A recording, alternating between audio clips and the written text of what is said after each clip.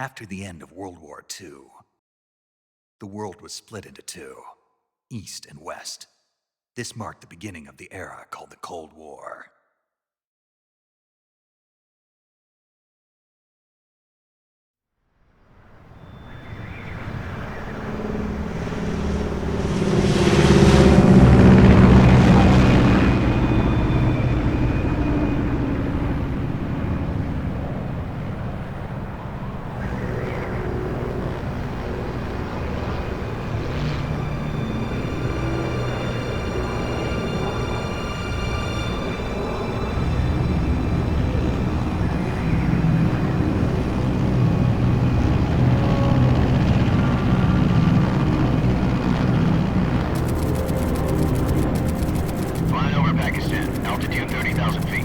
Approaching Soviet airspace.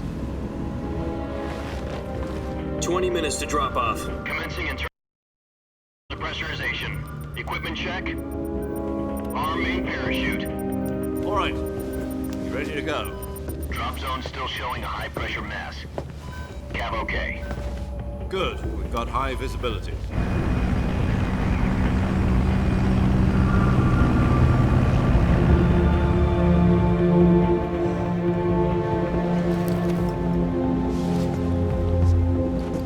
Put out that cigar. Connecting oxygen hose to interior connector. Put on your mask.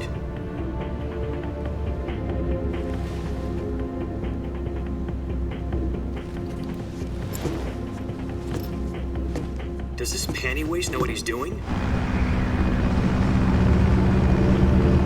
Approaching release point. 10 minutes to drop off. Hey, are you deaf? He said put out the cigar and put on your mask.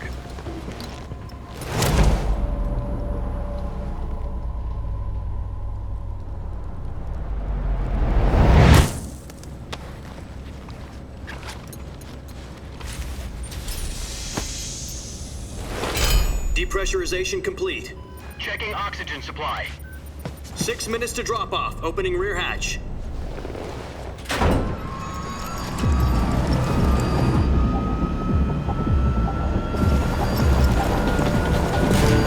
Sunrise.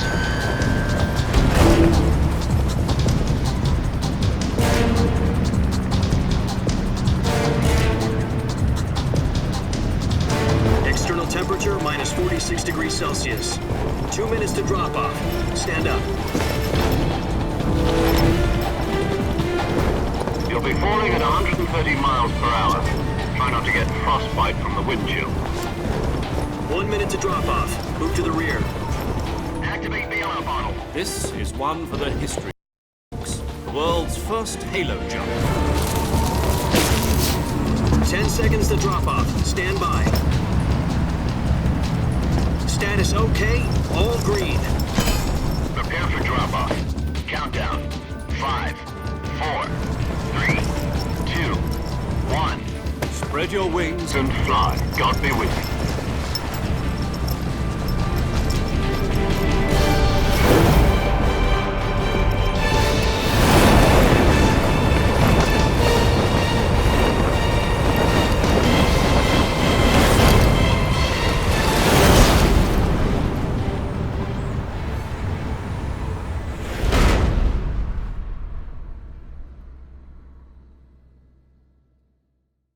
Jack, I've got some important news. The head of the CIA has finally given us the green light for the virtuous mission. Virtual mission? No, the virtuous mission.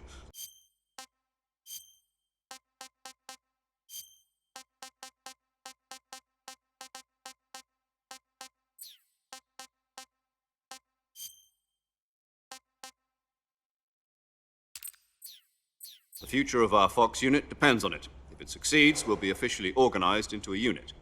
Virtuous mission?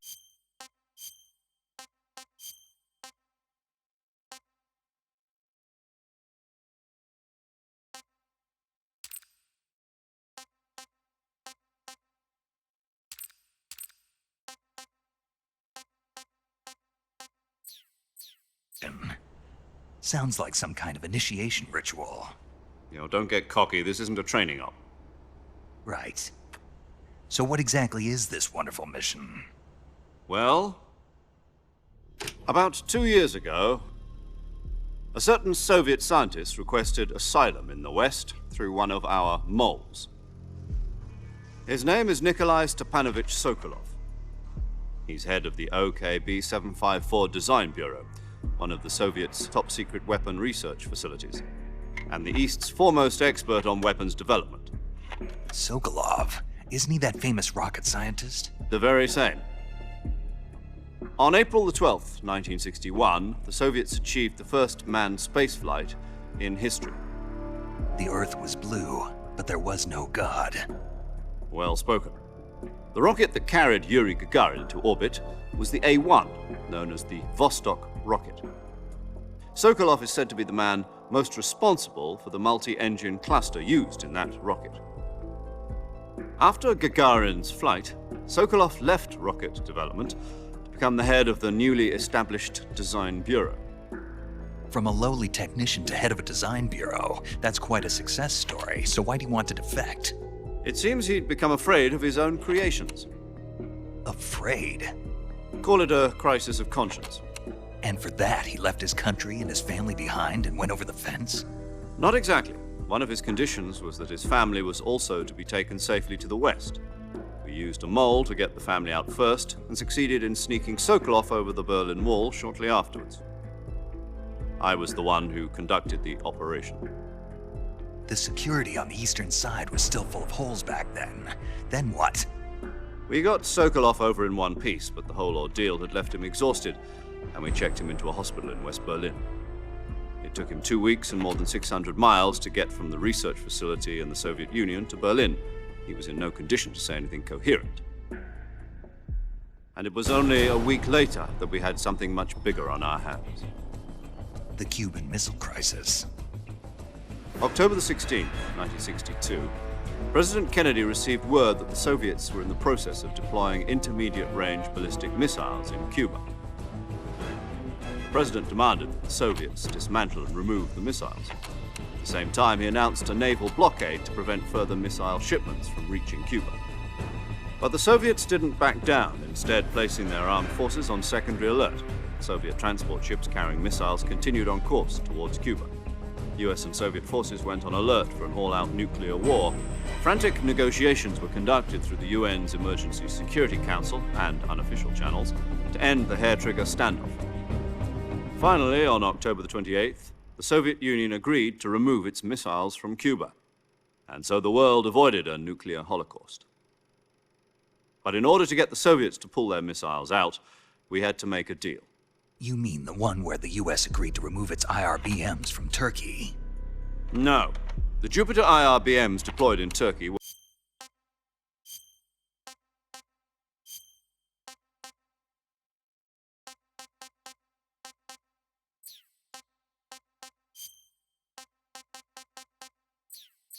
obsolete, and we were going to get rid of them anyway.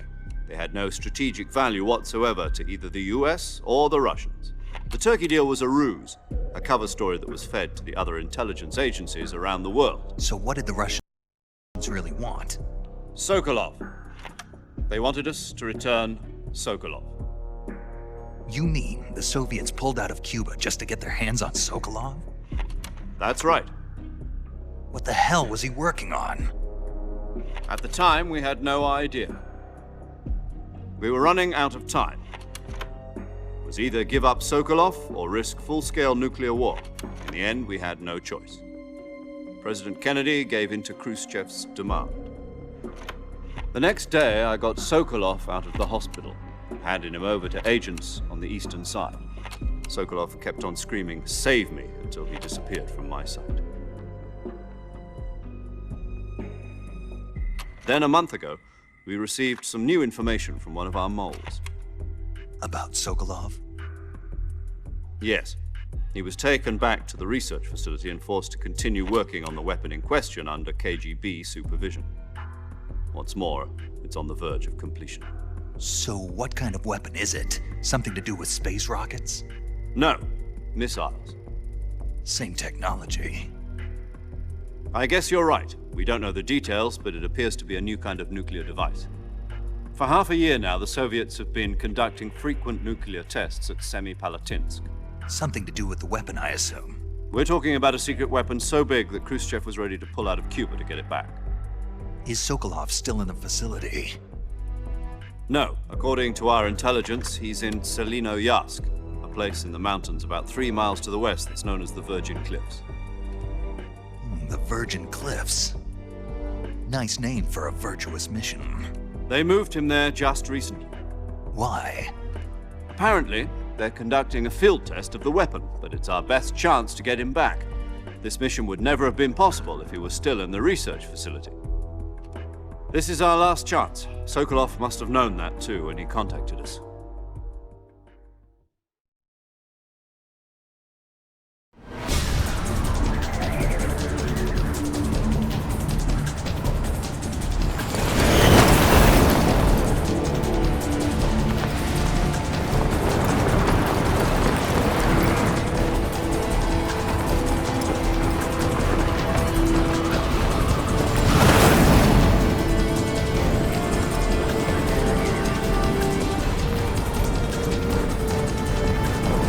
Listen up, Jack. Your mission is to infiltrate Selinoyarsk in the Soviet mountains, ensure the safety of Sokolov, and bring him back to the west.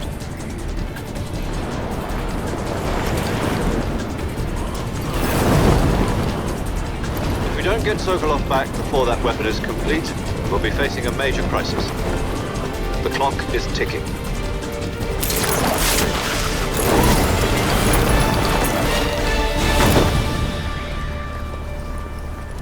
Once we've confirmed the rescue of Sokolov, stand by at the recovery point.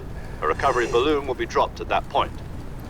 Helium will be pumped into the balloon to inflate it. The process takes about 20 minutes. Once it's complete, the gunship's arm will latch onto the balloon and pull it up. The Fulton surface-to-air recovery system. I'm familiar with the theory. Take it easy. It's been combat proven. Do you think Sokolov is up to it? The shock will be less than during a parachute jump, and the arm can handle up to 500 pounds. So you're planning on going over the border in a single combat Talon? She's equipped with 2 6-barrel 20mm Vulcan cannons, as well as 2 40mm machine guns. Sounds like she could hold her own against a battalion of tanks. Even with the fuel in the reserve tank, we're facing a 4-hour time limit. If all goes well, it shouldn't take more than a few hours. Home in time for dinner. But if anything goes wrong, you'll be eating dinner, breakfast, and all the rest of your meals in the jungle.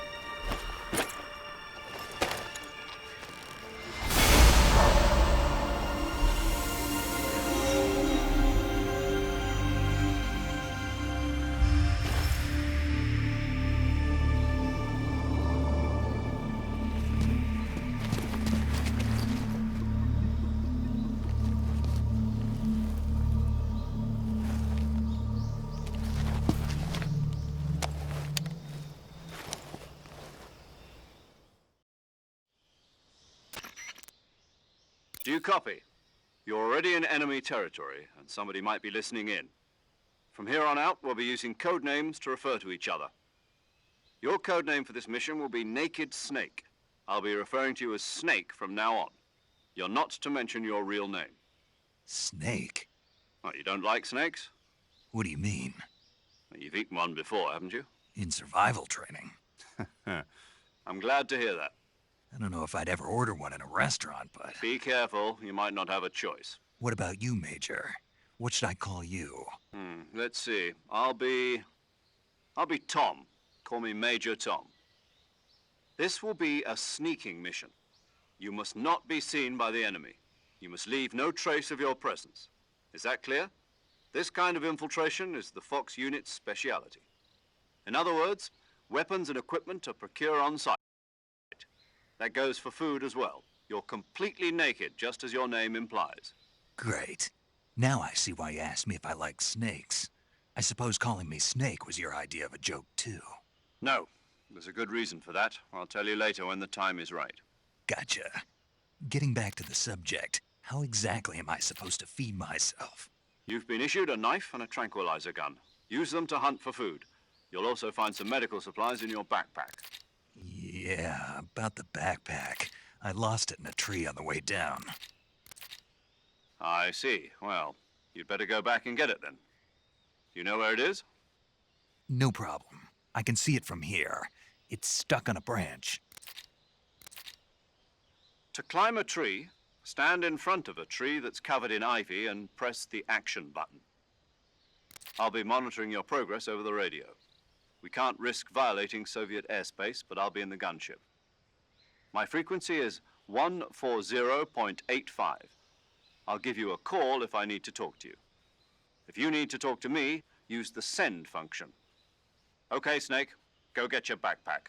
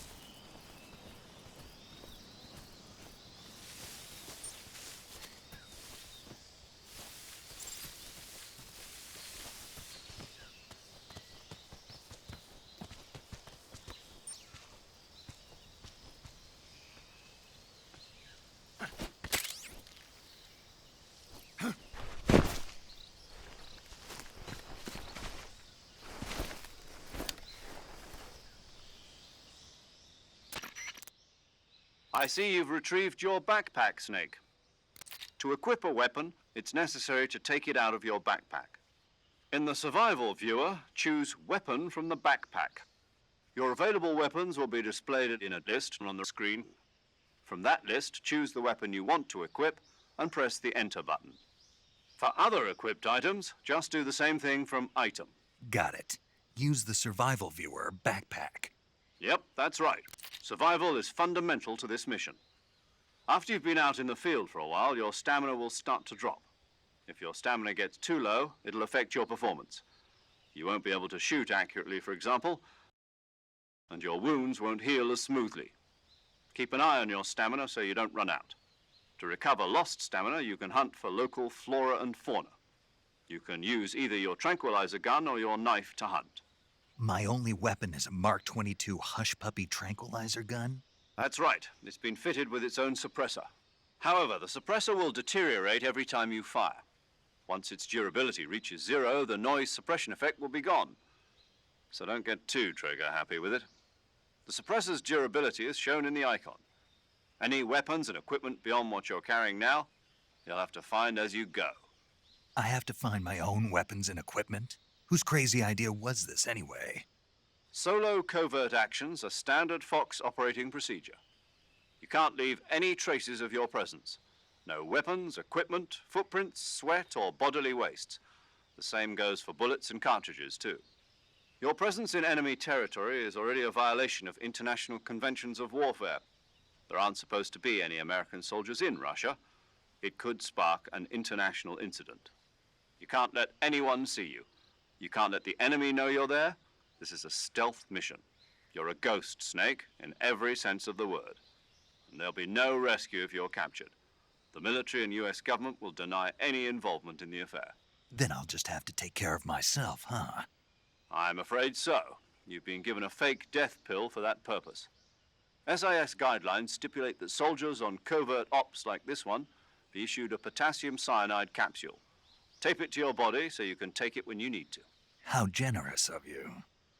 Use it if you're taken prisoner by the enemy. It'll send you into a state of false death for a short time. Fooling them into thinking that I'm really dead. So how do I come back to life? Just take the revival pill. You mean that thing they put in my tooth before the mission? That's the one. But be careful. If you remain in a state of false death for too long, nothing will be able to bring you back. Remember that. I'll keep it in mind. You said this was a solo mission, right? Right. I guess that means I can't count on any reinforcements. Correct. The mission rests entirely in your hands. A real one-man army.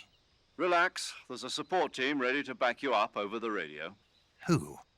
I'll introduce them to you. This time, survival is of utmost importance.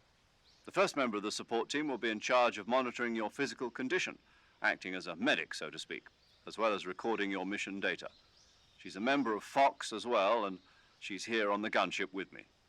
She? Hello, Snake. I'm paramedic. Nice to meet you. Paramedic.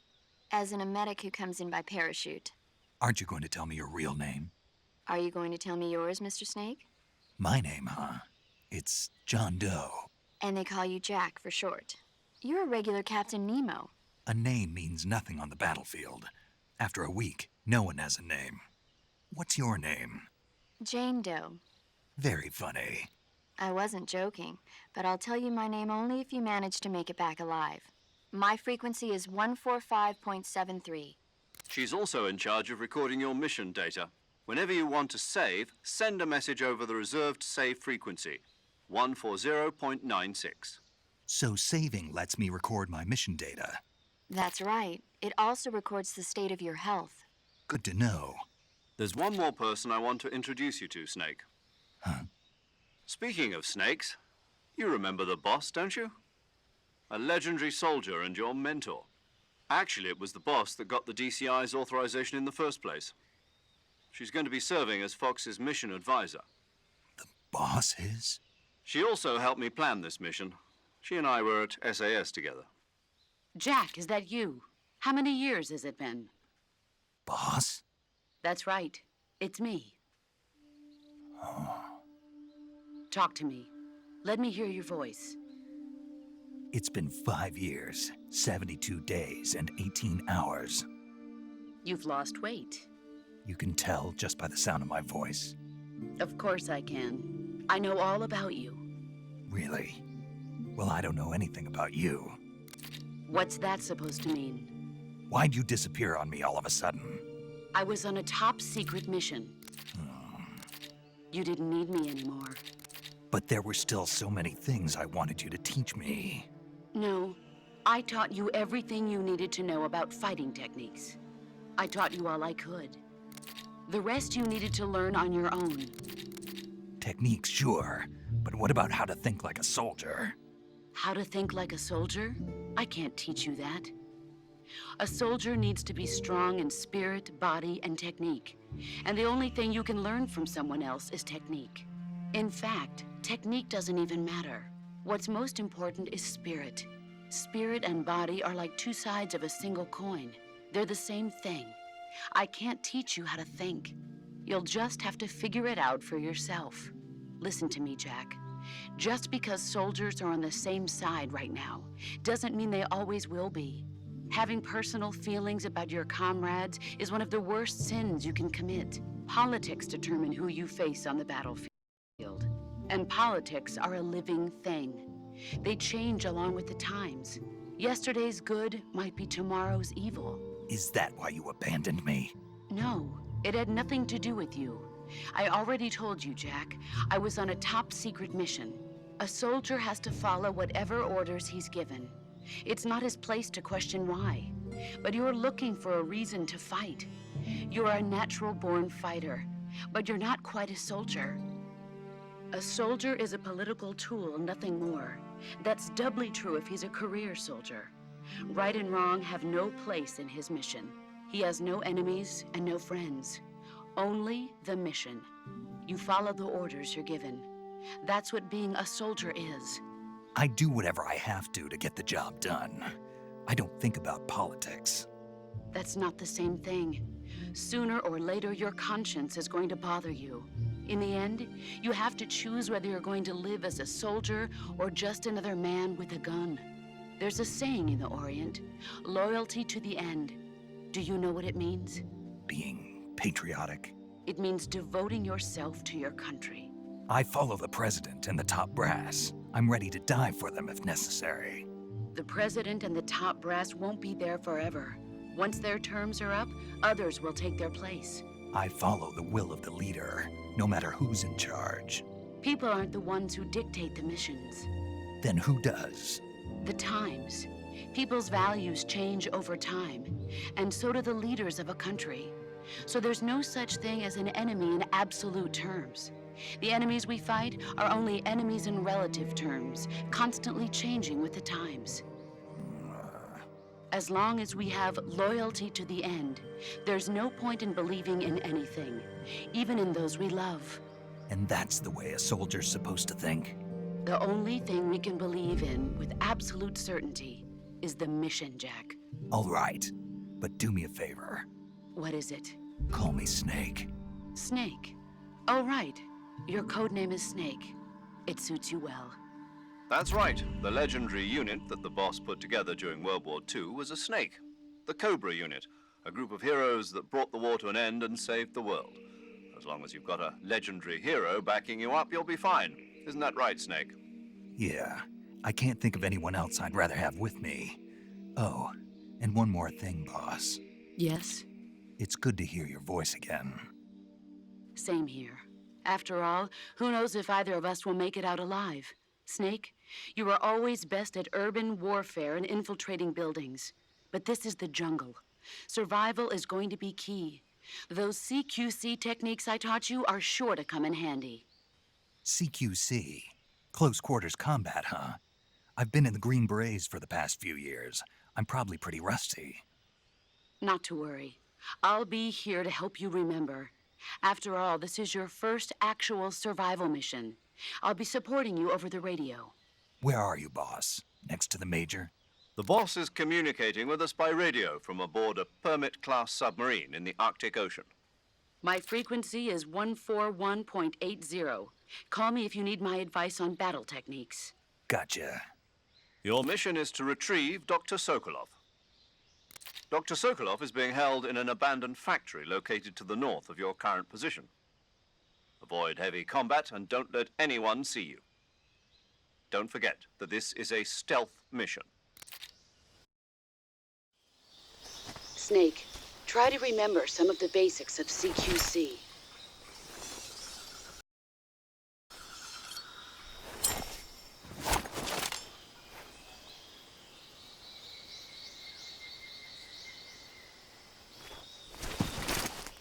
Commencing virtuous mission now.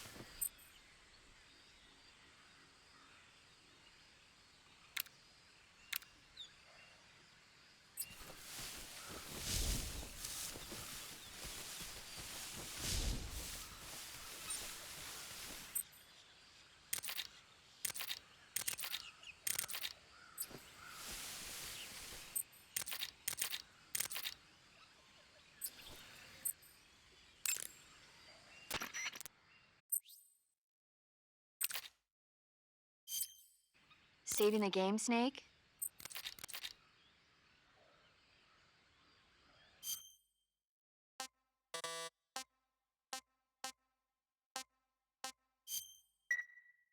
Hey, Snake, you ever heard of Godzilla, King of Monsters?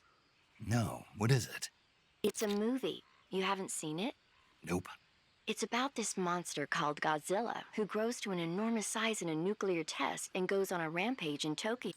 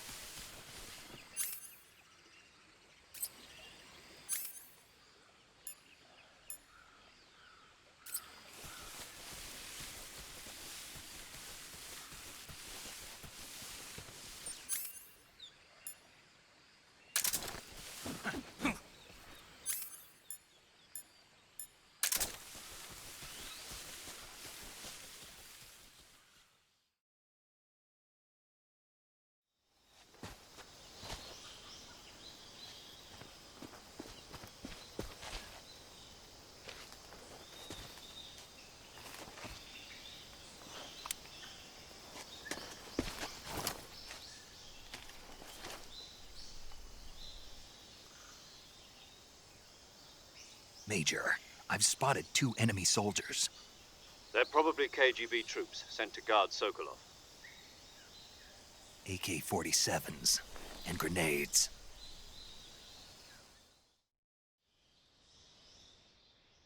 Snake, your presence in Soviet territory is already a violation of international law. We can't let the Kremlin find out that the CIA and the American government are involved. Contact with the enemy is strictly prohibited. Don't engage them in battle either. This is a stealth mission. Got that? The Major is right. The point of this mission is to sneak through the jungle without being seen. The success of the mission depends on how well you use your camouflage. Change your camouflage by selecting Camouflage from the Survival Viewer. The Uniform option lets you pick your uniform, while the Face option lets you change your face paint. Choosing camouflage that blends in with your surroundings will help you conceal yourself more effectively. Also, don't forget that anything that moves will stand out in the jungle. If you just stand up and run around like an idiot, you're bound to be spotted. But if you crawl instead, you should be able to sneak by without being noticed. You can see how effective your camouflage is by looking at the Camo Index. The Camo Index shows how well your current camouflage blends in with the surrounding area. The higher the value, the harder you are to spot, and vice versa. The key is to make yourself one with nature. Keep that in mind as you go along, okay?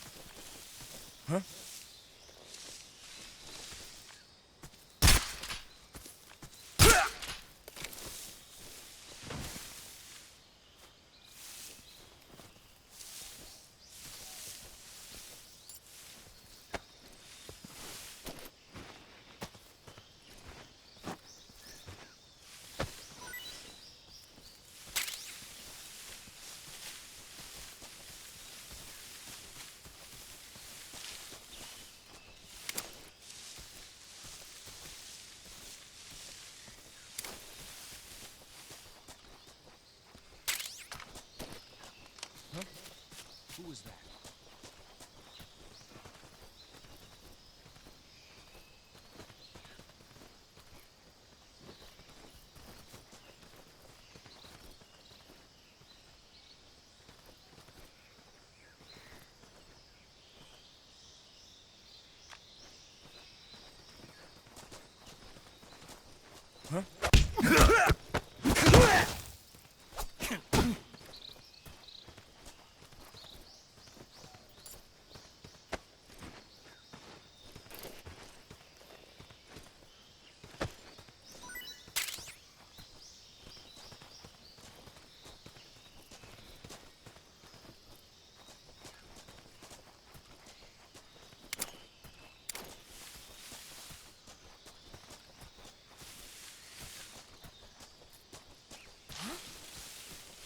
Who's that? Radio, call HQ!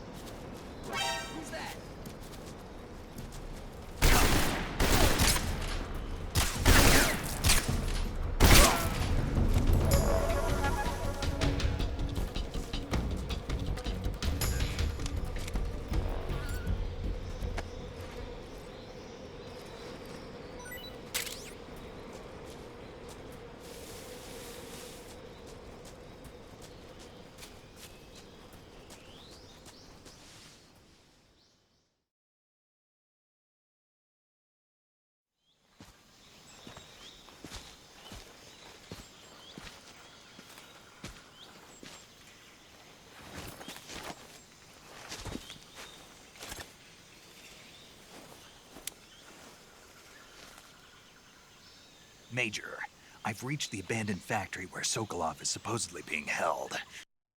This place is a dump.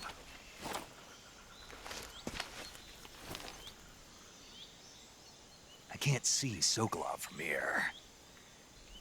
The security is pretty tight.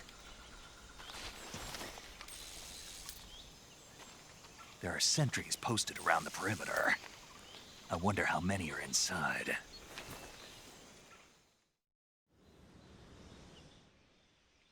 Your objective, Sokolov, is inside the factory. They should be holding him in a room in the northeast section. Northeast section. Got it. Be careful. Your mission is to bring Sokolov back alive. He must not be exposed to any kind of danger. Do not approach Sokolov while in the alert phase. Right. Oh, and one more thing, Snake. You mean there's more? No, it's just that when you get to Sokolov, I want you to tell him something from me. And that is? Sorry for being so late. Is that all? Yes. Understood. Beginning my approach to the target.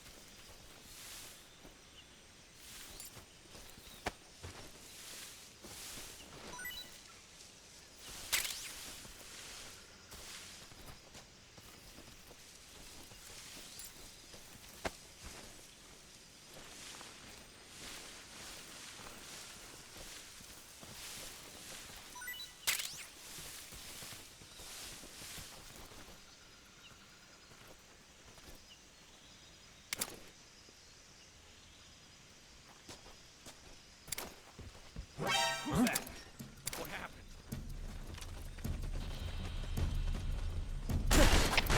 HQ. Control here. Enemy sighted. Requesting backup.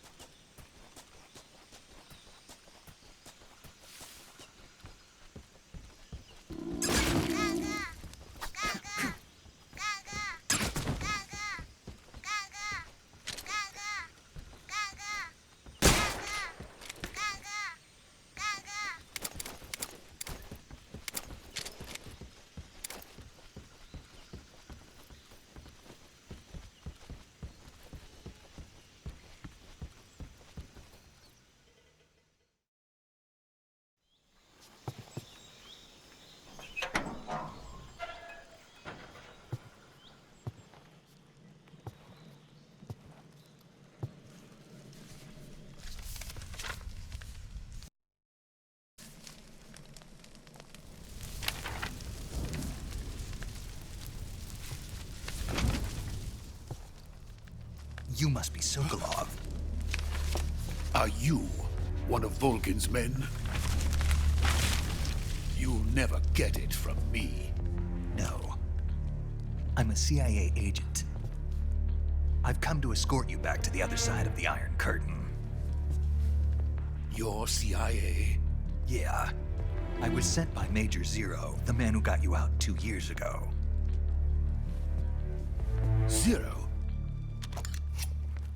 I have a message from him. What is it? He said to tell you sorry for being so late. Did he now?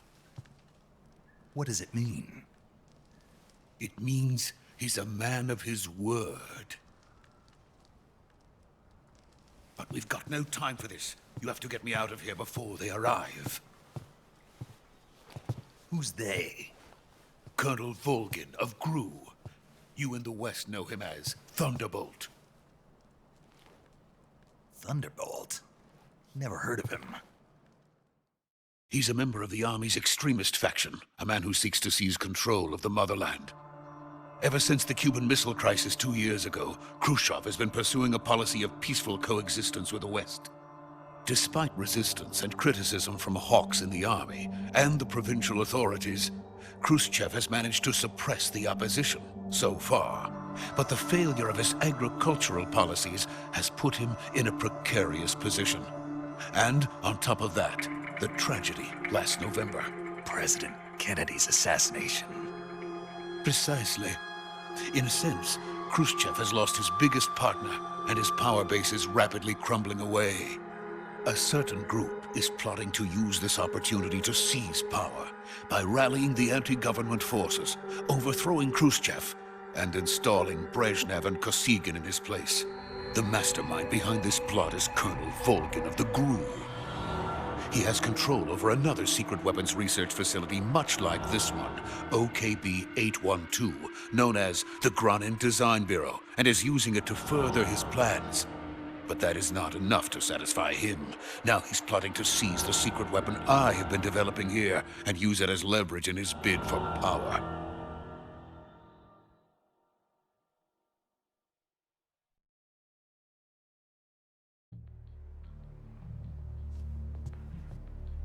The intelligence says that they are going to make their move during the test.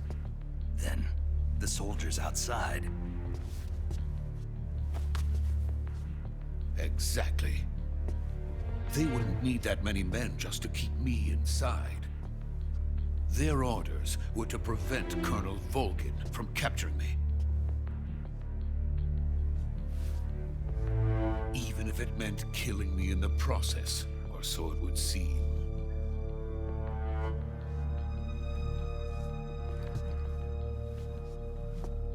Volgin will come. I'm sure of it. You must get me out of here before then. Leave it to me. By the way, your Russian is superb. Where did you learn to speak it? From my mentor. Is that so? America's truly a frightening country. Having second thoughts. No. I have no love for this place. Let's go.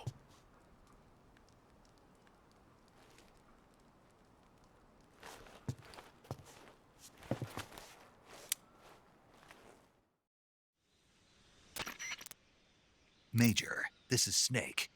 Sokolov is safe with me. He's doing fine. No injuries. Good work, Snake. Now hurry up and get Sokolov to the recovery point.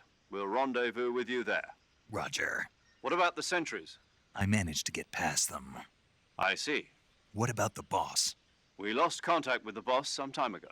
What happened? It's probably just a weak signal. Just hurry and get Sokolov out of there.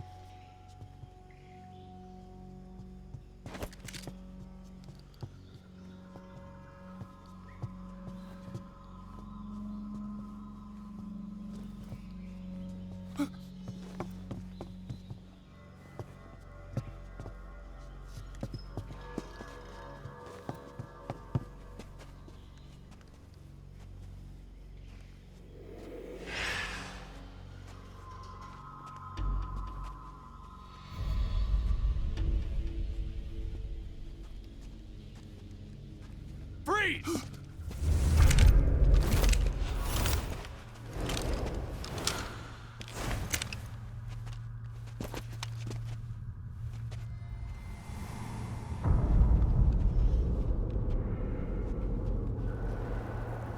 So this is the legendary boss. Huh?